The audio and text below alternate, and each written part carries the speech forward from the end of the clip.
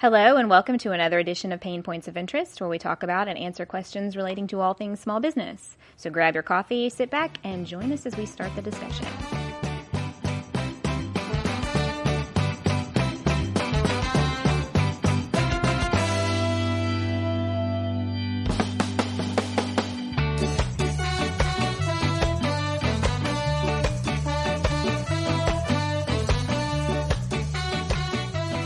All right, I'm your host, Sarah Harbuck, and with me is Ray Coleman. Hi, guys. Today's Reddit question is from F-Tech. Okay. Yeah, it's a weird spelling. Future Tech. They're asking, how do I become a member of the local Chamber of Commerce, and how do I make the most of it? Normally, becoming a member of a Chamber of Commerce is very easy. It just requires you to have a business, approach Chamber of Commerce and say, I'd like to be a member, and then pay the money that they ask for. Yeah, and that's going to vary from area to area. Yeah, area to area. And what you normally get for that is the Chamber of Commerce will have either a website or a magazine or a newspaper or some way of communicating with the public, and they will put you into that communication so that whenever whatever they're doing goes out to the local business, local populace, your business gets that advertising. So it's free advertising. It's not free advertising. It's advertising. It's promotion. Okay, so they will promote. If you have an event, then you can contact the chamber and they will put your event up on their bulletin board or however they're communicating. A lot of Chamber of Commerce will have a television show or something along those lines, or maybe even a full channel where all they do is run what's going on in your local area.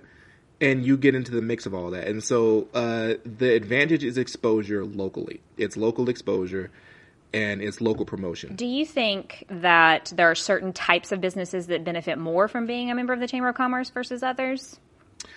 No, not really. No. I think any business that's involved with the chamber, if the chamber is very active, and by active, the chamber has to be putting out, doing things on their own in the public, and then having your business pop up. I feel like the Chamber of Commerce, at least here locally, in my experience, it's not so much about connecting with the public as it is networking with other business owners and other businesses. Which is the other part of it. That I was going to get into that. The other part of it is you are now a part of a group where you're able to affect how businesses run in town.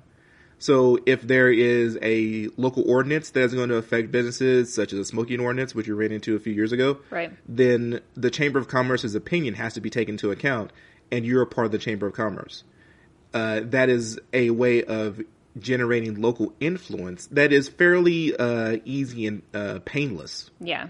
Some people, I feel like if they kind of feel like if you're part of the Chamber of Commerce, it sort of legitimizes you to some extent. Sure. It establishes that you have a business that is here in the community for a certain period of time. Mm-hmm. Like there's nothing, the thing that people hate, particularly in small communities, is when a business opens and closes right away. Yeah. You know, if you open a business and then the person starts to protect your service and they like their service, they like you, they like your business, and then you close down, it makes them feel really bad. And so that tends to linger in a smaller community. And so if you're part of the Chamber of Commerce, they're like, well, there's some support there. Maybe they're going to be here for longer. You know, it's a perception, but it's a powerful one. Yeah, I think it does help.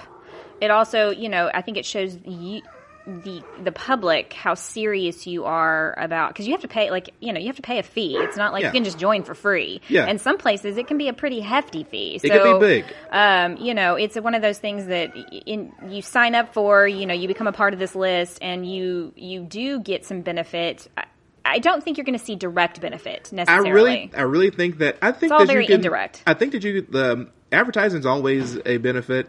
Promotion that you don't do yourself can often be a benefit. Networking is a huge benefit. Getting all of the real estate developers together, getting all of the restaurant owners together, like that sort of thing can have a huge benefit, and the chamber can be a good catalyst for that. The other opportunity is to be involved directly with the chamber. In other words, volunteer to help them do their mission. As a member of the chamber, you actually have that opportunity as well.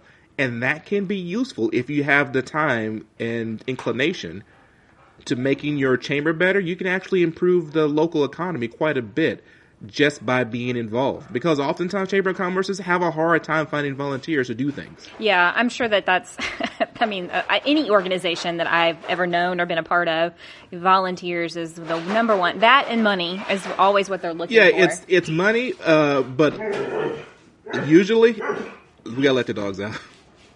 Usually, it's manpower worse than money. Yeah. It's like we have the money to do this, but somebody's going to be up here at midnight. Yeah. It's like, ooh, midnight? Yeah. I got the kids. You know, that sort of thing. You get a whole, that mindset can throw a whole event right out the window. And I think, too, being directly involved will, maybe put you and your business in front of more people who can help you, Yes. Say you want to grow your business in the future and you've networked with some of these people that are part of your chamber who are presidents of the local bank or something like that. You can maybe give you a chance to press the flesh a little bit. Yeah, it'll maybe give you a leg up in some opportunities. So in other words, a chamber of commerce is all about local. It's all about local connections. It's about local business. It's about local marketing. It's about local networking. It's not. A chamber of commerce is not useful for online marketing, in my opinion. No. On any sense, because the reach is just too small. Yeah. So in that way, if you do have a strictly online business and you're not really selling and have a storefront of any kind here in the area, you're probably being a member of the local chamber of commerce. That's really just kind of personal preference, really. Yeah, it's just a toss up. Like if you like community that much, and you want them to know what your website is. Yeah. You're basically donating money to the chamber at that point. Which is fine too. Yeah. I'm not against that. It's money back into the community. So I feel like, that's never a bad thing. I think as a wrap up, Chamber of Commerce is not a bad idea. And, you can go to some meetings without ever joining. They have I know here locally, there's like a First Friday lunch. Yeah. And you can try things out. There's so many networking opportunities at Chamber of Commerce. You can go to all the different little activities and just see if it's going to be worth it to you. And if your chamber is very active, they will have business development opportunities. Yes. Where they will actually say, hey, you're having trouble with your payroll. Well, here's how you do payroll. And they will have a whole workshop on how to do payroll. And it's sponsored by the chamber. Things like that for a very active chamber is very useful to every business. So, yeah. And if you're paying them a fee, and you can go to those workshops, and you don't necessarily want to spend the money on hiring, say, a professional bookkeeping and CPA service to do your payroll for you. When they do something, go and take advantage of it. Yeah, it's not a bad idea. Definitely. Know what your chamber is doing, and if they do something that you can use, man, jump on it. Yeah.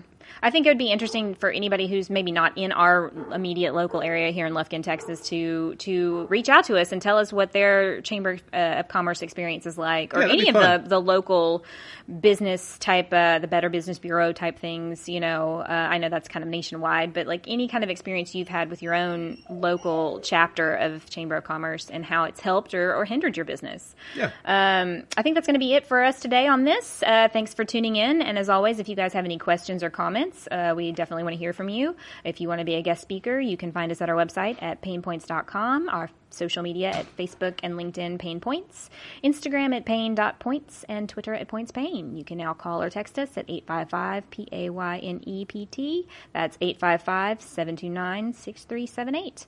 We hope everybody has a great day. See you next time. All right, guys, let's get to work.